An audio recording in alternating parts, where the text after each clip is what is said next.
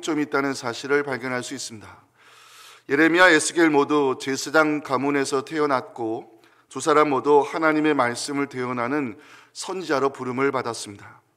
예레미야, 에스겔의 나이 차이가 20살밖에 되지 않기 때문에 동시대에 활동한 것으로 성서학자들은 보고 있고 두 사람 모두 영적으로 암울한 시대에 사역하였습니다. 예레미야는 애굽으로 내려가 일생을 마치게 되고 에스겔은 바벨론 2차 침략 때 포로로 끌려가 생을 마감하게 되면서 두 사람 모두 이방 땅에서 죽음을 맞이하게 됩니다. 예레미야와 에스겔이 선포한 말씀을 보면 심판과 회복이라는 메시지를 전하고 있는 것을 보면 예레미야, 에스겔은 동시대에 하나님의 말씀을 전한 주의 종이었다고 우리가 볼 수 있습니다. 오늘 우리가 살펴볼 에스겔서에는요, 중요한 환상 몇 가지가 등장하는데 대표적인 것으로 에스겔 24장에는 녹슨가마 환상이 등장합니다. 이 녹슨가마 환상은 우상 숭배로 더럽혀진 예루살렘이 임박한 심판을 맞이할 것을 상징적으로 보여주는 환상입니다. 또한 에스겔서는 후반부로 갈수록 이스라엘의 회복에 대한 환상을 보여주고 있는데 대표적인 것이 에스겔 37장에 기록된 마른 뼈 환상과 오늘 우리가 살펴보게 될 에스겔 47장에 나오는 성전에서 흘러나오는 생명수 환상입니다. 에스겔 선지자가 보여주는 환상은 하나님의 심판에서 시작해서 회복이라는 주제를 향하여 가고 있습니다. 오늘 우리가 살펴볼 이 성전에서 흘러나오는 생명수 환상은 에스겔서에서 선포하는 중요한 회복의 메시지를 전하고 있습니다. 천사가 에스겔을 데리고 성전 문에 이르렀을 때 성전 문지방 밑에서 물이 나와 동쪽으로 흘러가는 모습을 1절에서 보여주고 있습니다. 그가 나를 데리고 성전 문에 이르시니 성전의 앞면이 동쪽을 향하였는데 그 문지방 밑에서 물이 나와 동쪽으로 흐르다가 성전 오른쪽 제단 남쪽으로 흘러내리더라. 성전 문지방에서 흘러나온 물이 발목에 이르게 되고 무릎에 오르더니 허리에 찬 물이 되어서 사람이 능히 건너지 못할 강이 되었다고 오전은 전하고 있습니다. 다시 천척을 측량하시니 물이 내가 건너지 못할 강이 된지라. 그 물이 가득하여 헤엄칠 만한 물이요 사람이 능히 건너지 못할 강이 되었습니다. 중요한 것은 이 성전에서 흘러나온 물이 강이 되어 흘러가게 됐을 때 죽었던 것이 되살아나는 회복의 역사가 시작되고 있음을 본문 8절에서 전해주고 있습니다. 그가 내게 이르시되 이 물이 동쪽으로 향하여 흘러 아라바로 내려가서 바다에 이르리니 이 흘러내리는 물로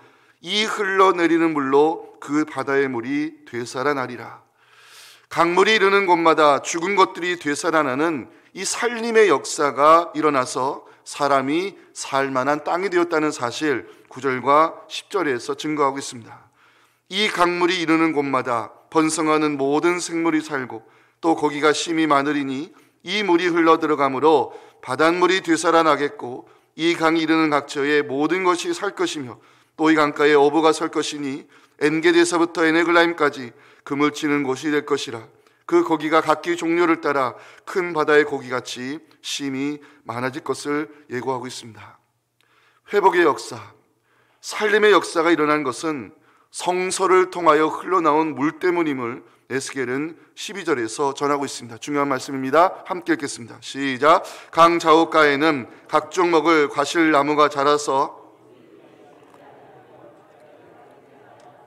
달마다 새 열매를 맺으리니 그 물이 성소를 통하여 나옴이라.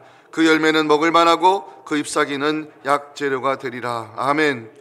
죽었던 것을 되살리는 이 생명수 환상, 본문의 말씀을 통해 우리가 드려야 될 회복의 메시지가 무엇일까요?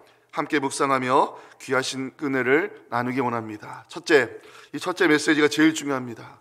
회복의 역사는 하나님의 임재하심으로 시작된다는 사실입니다. 자, 먼저 살펴볼 것은 1절에 나오는 성전인데요. 회복의 메시지를 선포하는 이 본문이 성전에서 시작하는 이유가 무엇일까를 우리가 깊이 살펴보아야 됩니다. 그 이유를 알기 위해서는 예루살렘이, 이 거룩한 도성 예루살렘이 왜 황폐한 땅이 되어버렸는가, 그 이유를 살펴봐야 됩니다. 에스겔 8장에는 이 에스겔이 우상 숭배에 대한 환상을 보게 되는데 에스겔 8장 5절에 이런 말씀이 기록이 되어 있습니다. 그가 내게 이르시되 인자야 이제는 눈을 들어 북쪽을 바라보라 하시기로 내가 눈을 들어 북쪽을 바라보니 제단문 어기 북쪽에 그 질투의 우상이 서 있는 것을 에스겔이 보았습니다. 제단 북쪽 어귀에 질투의 우상이 있다는 것은 예루살렘 성전 번제단 가까운 곳에 가증스러운 우상이 세워져 있었다는 것을 알려주고 있습니다. 당시 성전이 얼마나 이 우상들로 더럽혀져 있었는지 에스겔은 에스겔 8장 10절에서 보여주고 있습니다. 내가 들어가 보니 각양 고충과 가증한 짐승과 이스라엘 족속의 모든 우상을 그 사방벽에 그렸고, 이스라엘 백성은 하나님을 섬겨야 될 성전에서 이방신을 위해 애곡하고 우상을 숭배하는 모습을 에스겔 8장 14절에서 보여주고 있습니다. 그가 또 나를 데리고 여호와의 전으로 들어가는 북문에 이르시기로 보니 거기에 여인들이 앉아 담무스를 위하여 애곡하더라. 이 담무스는 고대 수메르의 식물의 신으로 알려져 있는데 추수와 결실을 주관하는 신으로 이스라엘 백성들이 숭배하였습니다. 더 기막힌 것은 에스겔 8장 16절에 나오는 장면입니다. 그가 또 나를 데리고 여호와의 성전 안뜰에 들어가시니라. 보라, 여호와의 성전 문 곧 현관과 제단 사이에서 약 25명이 여호와의 성전을 등지고 낫을 동쪽으로 향하여 동쪽 태양에게 예배하더라. 여호와의 성전을 등지고 낫을 동쪽으로 향하였다고 나오는데 이는 여호와의 언약궤가 있는 성소의 방향과 일치합니다. 이스라엘 백성은 거룩하신 하나님의 임재가 있는 성소에다가 태양신을 숭배하면서 하나님을 면전에서 모욕하는 행위를 일삼고 있었던 것입니다. 이 가증한 행위를 지켜보신 하나님께서 어떻게 하셨을까요? 에스겔 8장 6절을 주목해 보시기 바랍니다. 참 중요한 말씀입니다.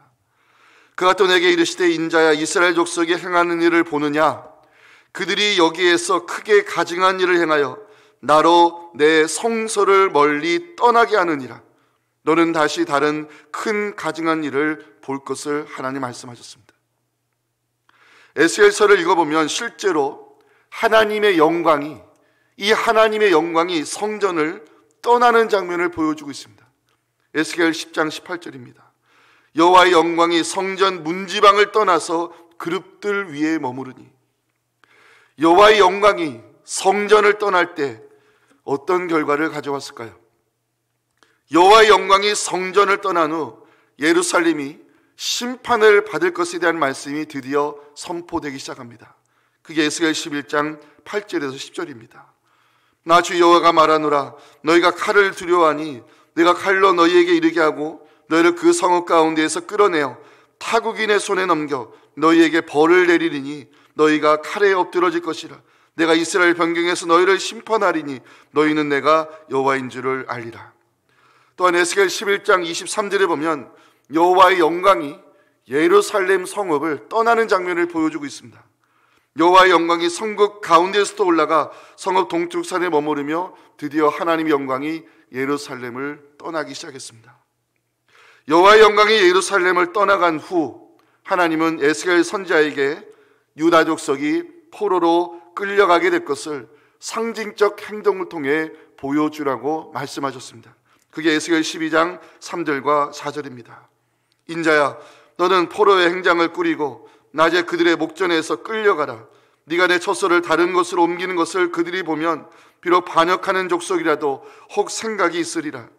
너는 낮에 그들의 목전에서 내 포로의 행장을 밖에 내놓기를 끌려가는 포로의 행장같이 하고 저물 때에 너는 그들의 목전에서 밖으로 나가기를 포로되어 가는 자 같이 하라. 성전이 무너지고 예루살렘이 황폐하게 된 이유, 유다 백성들이 이방 땅에 포로로 끌려간 이유, 하나님의 영광이 성전을 예루살렘을 떠났기 때문입니다. 그런데 정말 감사하게도 이 떠났던 하나님의 영광이 성전으로 다시 돌아오는 환상을 에스겔이 보게 됩니다.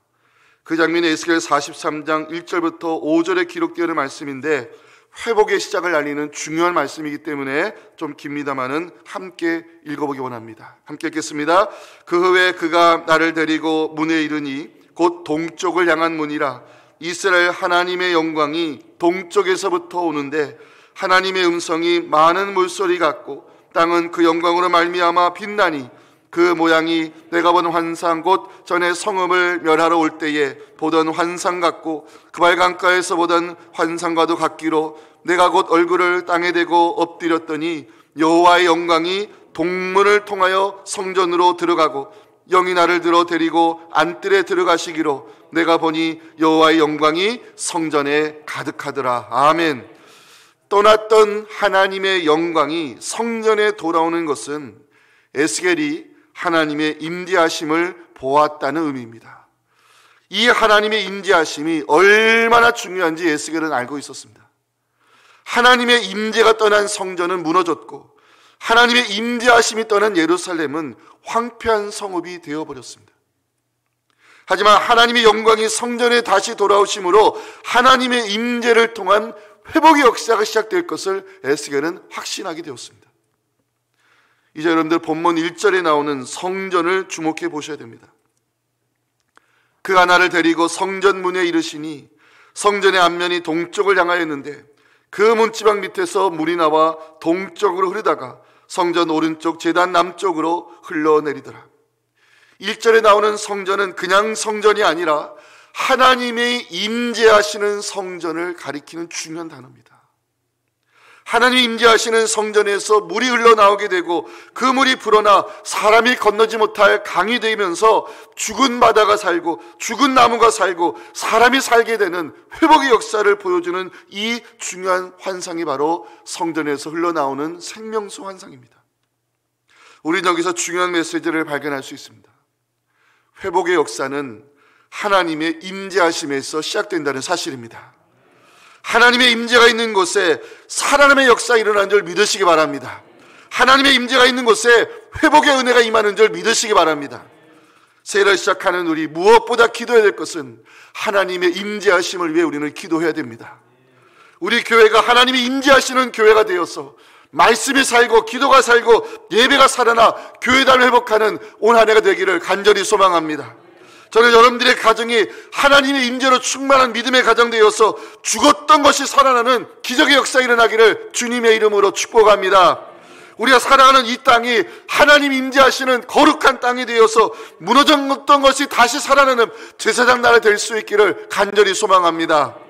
우리 특별히 자녀들 위해 기도해 주실 때 우리 자녀들의 삶이 하나님의 임재 안에 머무르도록 하나님의 임재 밖에 나가지 못하도록 기도해 주시기 바랍니다. 자녀들의 인생이 하나님의 임재 안에 머무르게 될 때 풍성한 은혜를 누리는 복된 삶을 살게 될 것을 오늘 본문 12절은 약속하고 있습니다. 우리 12절 말씀을 함께 읽겠습니다. 시작. 강 좌우가에는 각종 먹을 과실나무가 자라서 달마다 새 열매를 맺으리니 그 물이 성소를 통하여 나옴이라. 그 열매는 먹을 만하고 그 잎사귀는 약재료가 되리라. 아멘. 사랑하는 성도 여러분, 회복의 역사는 하나님의 임재가 있는 곳에서부터 시작된다는 사실을 우리는 잊어서는 안 됩니다. 하나님의 임재가 있는 곳에 살아남의 역사가 시작되는 것입니다. 하나님의 임재가 있는 곳에 회복의 은혜가 임하게 되는 것입니다. 하나님의 임재가 있는 곳에 풍요로운 은혜가 임하는 줄 믿으시면서 올 한해 우리 교회와 우리 가정에 하나님의 임재하심으로 회복의 역사가 시작되는 놀라운 결과 일어나기를 주님의 이름으로 축원합니다. 자, 두 번째 메시지. 그리스도의 보혈이 임하는 곳에 치유의 역사가 일어난다는 사실입니다. 성전에서 흘러나온 물이 점점 불어나 사람이 건너지 못할 강이 되었을 때 어떤 일이 일어나게 되느냐? 되살아남의 역사가 일어난다는 사실을 에스겔은 8절 9절에서 보여주고 있는데요. 우리 8절 9절에 읽어 내려가시면서 되살아나다 이 단어가 나오면 다 밑줄 그으세요. 자, 8절 9절을 함께 읽어 내려가겠습니다. 시작. 그가 내게 이르시되 이 물이 동쪽으로 향하여 흘러 아라바로 내려가서 바다에 이르리니 이 강물이 이르는 곳마다 번성하는 모든 생물이 살고 또 고기가 심히 많으리니 이 물이 흘러 들어가므로 바닷물이 되살아나겠고 이 강이 이르는 각처에 모든 것이 살 것이며, 이 8절 9절에 3번이나 나오는 되살아나다, 이 단어를 찾아봤습니다. 되살아나다로 번역된 히브리어 단어가 우리가 너무나도 잘 알고 있는 라파란 단어입니다. 라파, 치료하다, 고치다, 이런 뜻입니다. 성전에서 흘러나온 물이 임하는 곳마다 되살아나는 회복의 역사, 치유의 역사가 일어남을 성경은 증거하고 있습니다. 중요한 것은 성전에서 흘러나온 물이 무엇을 의미하는가에 있습니다. 이제 1절을 다시 보셔야 됩니다. 그가 나를 데리고 성전문에 이르시니, 성전의 앞면이 어디를 향했다고요? 동쪽을 향하였는데 그 문지방 밑에서 물이 나와 어디로요? 동쪽으로 흐르다가 성전 오른쪽 제단 남쪽으로 흘러내려갔습니다. 죽은 바다를 살리고 죽은 나무를 살리고 죽은 땅을 살리는 이 강물은 성전의 동쪽 문지방에서부터 흘러나오고 있음을 성경은 우리에게 보여주고 있습니다. 동쪽이 왜 중요할까? 하나님의 영광이 성전에 다시 돌아올 때 동쪽을 향한 문으로 들어왔음을 에스겔 43장 1절, 2절, 4절은 증거하고 있어요. 보세요. 그 후에 그가 나를 데리고 문에 이르니 곧 동쪽을 향한 문이라. 이스라엘 하나님의 영광이 어디서부터요? 동쪽에서부터 오는데 하나님의 음성이 많은 물소리 같고 땅은 그 영광으로 말미암아 빛이 났습니다. 세 번째 말씀, 여호와의 영광이 동문을 통하여 성전으로 들어가는 것을 에스겔이 보았습니다. 이 동쪽을 향한 문을 성경이 강조하는 이유가 있습니다.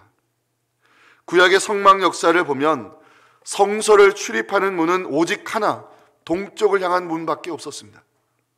성막의 동쪽 문을 지키는 지파는 유다 지파였고, 유다 지파를 통해 그리스도가 이 땅에 오셨습니다. 성전의 동쪽 문에 흘러나온 물이 죽은 바다를 살리고 죽은 땅을 고치는 이 회복의 은혜가 임하였다는 것은 그리스도의 보혈이 임하는 곳에 치유의 역사가 일어난다는 중요한 메시지를 선포하고 있는 것입니다. 오늘 보면 12절 보실까요? 강 좌우가에는 각종 먹을 과실나무가 자라서 그 잎이 시들지 아니하며 열매가 끊이지 아니하고 달마다 새 열매를 맺으리니 그 물이 성소를 통하여 나음이라. 그 열매는 먹을 만하고 그 잎사귀는 약재료가 되리라. 성소에서 흘러나온 물이 나무를 살리고 잎사귀가 약재료가 된다는 것은 그리스도의 보혈이 임하는 곳에 치유의 은혜가 이른다는 사실을 성경은 증거하고 있는 것입니다. 자, 이제 여러분들에게 중요한 말씀을 보여드리겠습니다. 요한계시록 22장 1절과 2절 보시면 이 중요한 고침의 역사, 이 치유의 역사가 어디서부터 시작되는가를 요한계시록은 이렇게 선포하고 있습니다. 중요한 말씀입니다. 함께 읽겠습니다. 시작. 또 그가 수정같이 맑은 생명수의 강을 내게 보이니 하나님과 및 어린 양의 보좌로부터 나와서 길 가운데로 흐르더라. 강 좌우에 생명나무가 있어 12가지 열매를 맺되 달마다 그 열매를 맺고 그 나무 잎사귀들은 뭐라고요? 만국을 치료하기 위하여 있더라. 아멘. 사랑하는 성도 여러분, 십자가의 보혈이 임하는 곳에 치유의 역사, 고침의 역사, 살림의 역사가 일어나는 줄 믿으시기 바랍니다. 코로나 때문에 우리가 너무나도 많은 고통과 아픔의 시간을 보내고 있지만 우리의 아픔, 우리의 상처, 우리 연약함을 하나님께서 십자가의 보혈로 치유하시고 더 좋은 모습으로 세워주시기를 주님의 이름으로 축원합니다. 자, 마지막 메시지입니다. 우리의 작은 기도가 모이면 하나님의 큰 역사가 나타난다는 사실을 본문의 마지막 메시지로 전해주고 있습니다. 죽은 바다를 살리고 죽은 땅을 치유하는 생명수는 성전에서 흘러나오는 작은 물에서부터 시작이 됐습니다. 자, 2절 보시면 성전에서 흘러나오는 물을 이렇게 표현하고 있어요. 그가 또 나를 데리고 북문으로 나가서 바깥길로 꺾여 동쪽을 향하는 바깥문에 이르시기로 본즉 물이 그 오른쪽에서 스며 나오더라.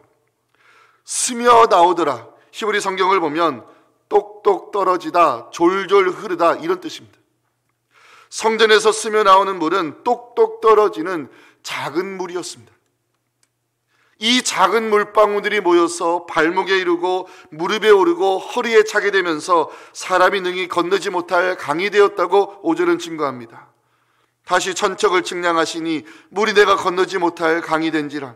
그 물이 가득하여 헤엄칠 만한 물이요 사람이 능히 건너지 못할 강이 되었습니다.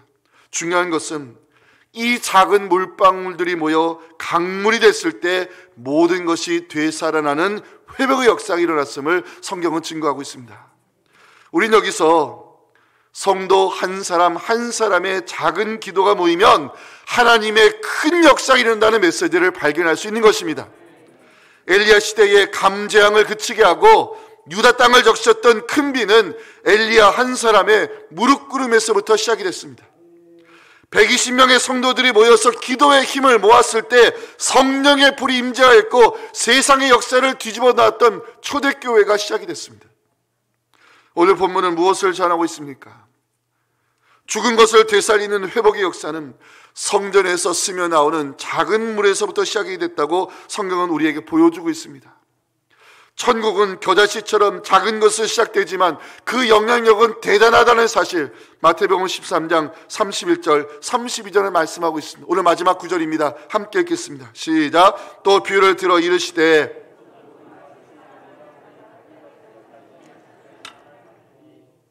이는 모든 씨보다 작은 것이로되 자란 후에는 풀보다 커서 나무가 되매 공중의 새들이 와서 그 가지에 깃들이느니라. 아멘. 사랑하는 성도 여러분, 우리의 작은 기도가 모이면 하나님의 큰 역사가 일어난다는 사실을 믿으시기 바랍니다. 1월은 새해가 시작되는 달입니다. 무엇보다 여러분들 이 1월을 시작하면서 기도의 씨앗을 많이 심으시기를 간절히 소망합니다. 우리의 작은 기도 씨앗이 하나님의 가슴에 심겨지면 때가 되어 자라날 것이고 풍성한 응답의 열매로 나타날 줄 믿습니다. 올 한 해를 어떻게 마무리하는가는 우리가 새해를 무엇을 심으며 시작하느냐에 달려있는 것입니다. 우리의 작은 기도가 모여 하나님의 큰 역사로 나타날 것을 믿으시면서 이 새해 시작되는 이 시점에 말씀의 씨앗, 기도의 씨앗을 심는 여러분들에게 우리 교회는 교회담을 회복하는 믿음의 공동체로, 우리의 가정에는 하나님의 기적으로, 우리 자녀들의 삶에는 축복의 열매로 나타나 올해 하나님께 감사하는 좋은 날들이 많이 일어나기를 주님의 이름으로 축원합니다. 우리 같이 한번 찬양했으면 좋겠습니다. 새로운 찬양인데 제가 이 찬양을 배우고 나서 너무 은혜를 많이 받았습니다. 주 임재 안에서란 찬양인데요, 여러분들 오늘 말씀을 드렸지 않았습니까?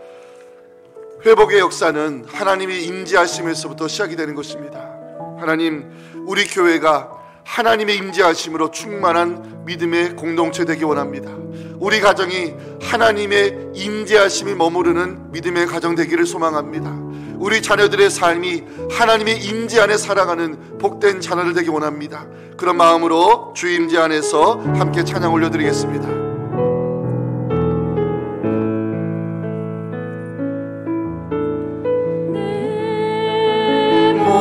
모든 것 나의 생명까지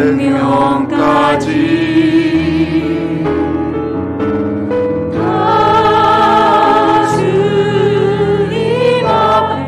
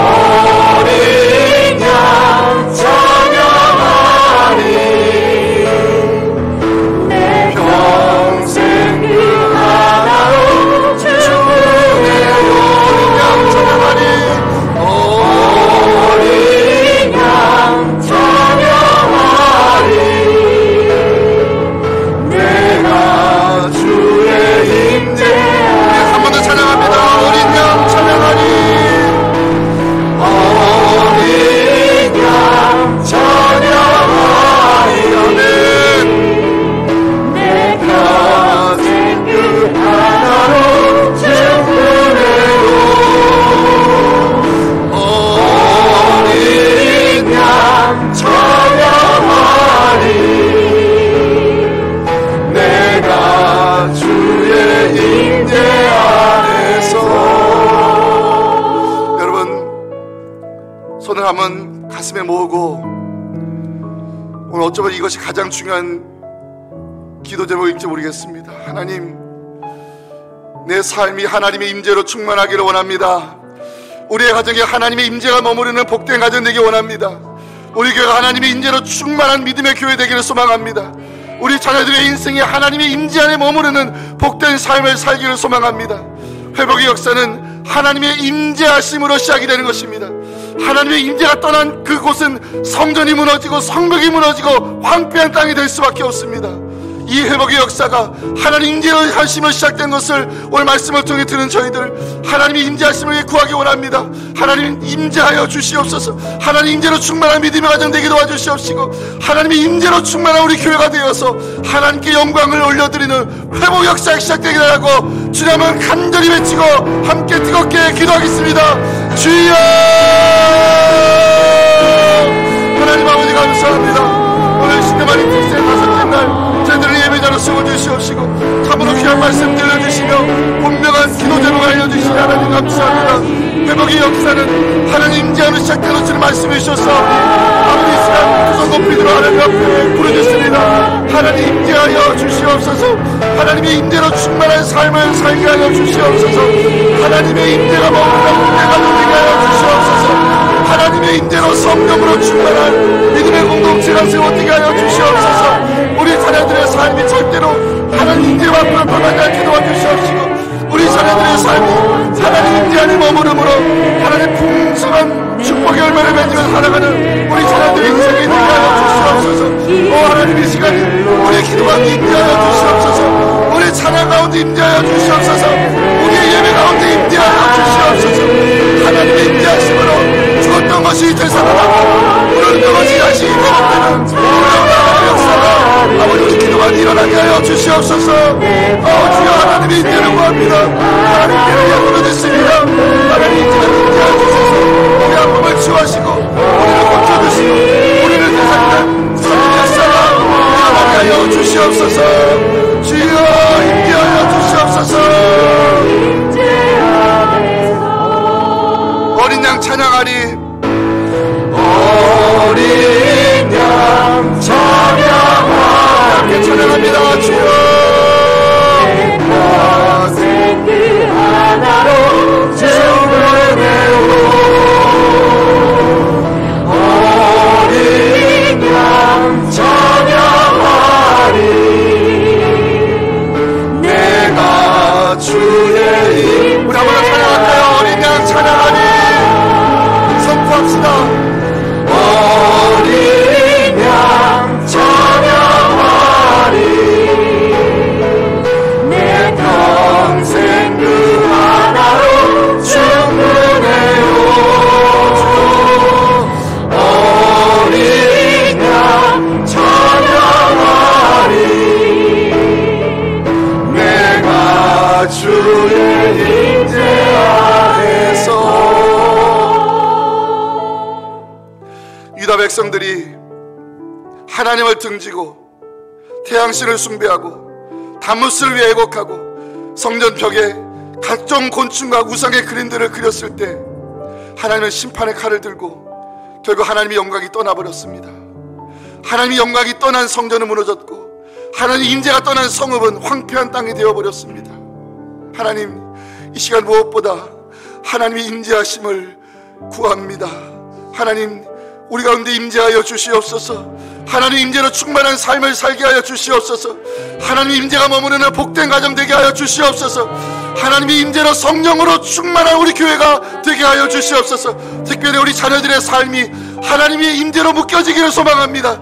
하나님 임재 안에 사는 우리 자녀들을 통해서 모든 것을 되살리는 회복의 역사를 우리 자녀들을 통해서, 우리의 기도를 통해서, 우리 교회를 통해서 하나님 시작하여 주시옵소서. 예수님의 이름으로 기도하옵나이다. 아멘. 또한 여러분들, 오늘 하나님께서 어떤 말씀을 드려주셨습니까? 그리스도의 보혈이 임하는 곳에 치유 역사가 일어난다고, 고침 역사가 일어난다고, 살림 역사가 일어난다고 성경 말씀하고 있습니다. 하나님, 우리 아픔을 치유해 주시고 잘못된 모든 것을 고쳐주시는 것은 그리스도의 보혈밖에 없습니다. 이 시간 그리스도의 보혈을 함께 찬양하기 원합니다. 보혈을 지나 하나님 품으로 보혈을 지나 아버지 품으로 보혈을 지나 하나님 품으로 한 걸음씩 나아가 찬양합니다.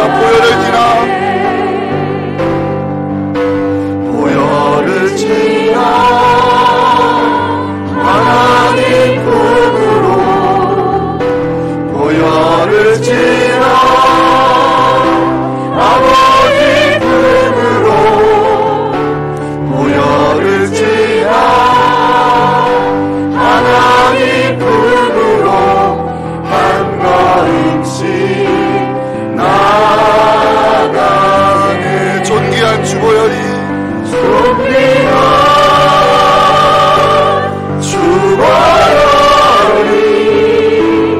내 영을 새롭게 하시. 존귀한 주보혈이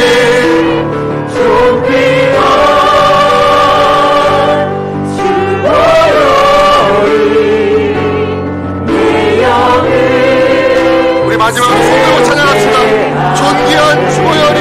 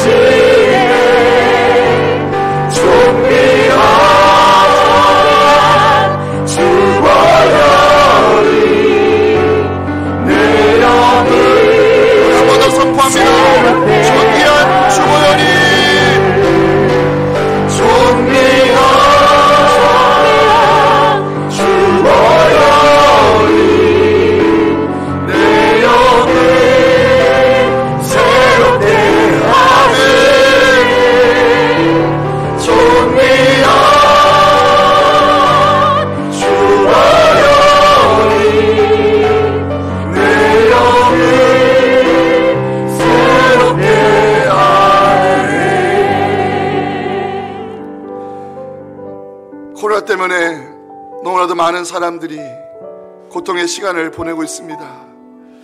이 재앙을 멈출 수 있는 분은 오직 하나님밖에 없습니다. 우리 아픔을 치유할 수 있는 분은 오직 예수 그리스도밖에 없습니다. 십자가의 보혈이 모든 아픔을 치유해 주시고 죽었던 것을 되살려 주시옵시고 다시 한번 이 땅에 모든 것들이 다시 한번 되살아나는 회복의 역사가 일어나게 하여 주시옵소서. 이 그리스도의 보혈이 임하는 곳에 죽었던 것이 되살아나고 황폐한 땅이 살만한 땅이 된 것을 성경은 우리에게 보여주고 있습니다. 하나님, 우리가 살아있는 이 땅을 치유해 주시옵시고 우리 아픔을 고쳐주시옵시고 회복시켜 주시는 그 십자가 보혈이 이 모든 땅 가운데 우리 기도 가운데 임하게 하여 주시옵소서. 이름에 같이 한번 주여 외치고 마지막 기도 드리겠습니다. 주여! 하나님 아버지 감사합니다. 오늘 저희들을 이 시간 기도자로 세워주시고 이 시간 하나님 앞에 다 부르짖게 해주시면 감사합니다. 그리스도의 보혈이 임하는 곳에 죽었던 것이 되살아나고 사람이 살만한 땅이 될 것을 성경은 약속하고 있습니다. 하나님, 이 코로나의 재앙 때문에 너무나 많은 사람이 죽어나가고 너무나 많은 사람이 고통 속에 있습니다. 이 재앙을 멈출 수 있는 분은 오직 하나님밖에 없습니다. 우리를 살리시고 우리를 고칠 수 있는 분은 오직 예수 그리스도밖에 없습니다. 주여, 십자가의 보혈로 이 땅을 치유하여 주시옵소서. 십자가의 보혈로 이 모든 악한 바이러스들을 덮어 주시옵소서. 십자가의 보혈로 우리 아픔을 치유해 주시옵시고 십자가의 보혈로 죽었던 땅이 살만한 땅이 되게 하여 주시옵소서. 하나님, 다시 한번 우리 듣고 간구하오니 하나님, 오늘은 코로나 재앙을 오늘은 극복해 도와주시옵시고 하나님 아픔을 치유하시고 모든 것에 오시기를 하나님의 선하신 역사가 우리 기도 가운데 나타나게 하여 주시옵소서. 하나님, 우리의 영을 새롭게 하여 주시옵소서. 우리의 심령을 새롭게 하여 주시옵소서. 우리의 믿음을 새롭게 하여 주시옵소서. 이 앞에부터 시작되는 이 신앙을 듣기를 통해 말씀을 씹고 기도를 씹는 이를 통해서 이 땅을 고치시고 치유하시는 하나님의 놀라우신 우리 역사가 하나님 일어난 것을 보면서 하나님께 감사와 영광을 올려드립니다. 복된 시행과 하여 주시옵소서. 하나님, 우리의 기도가 되어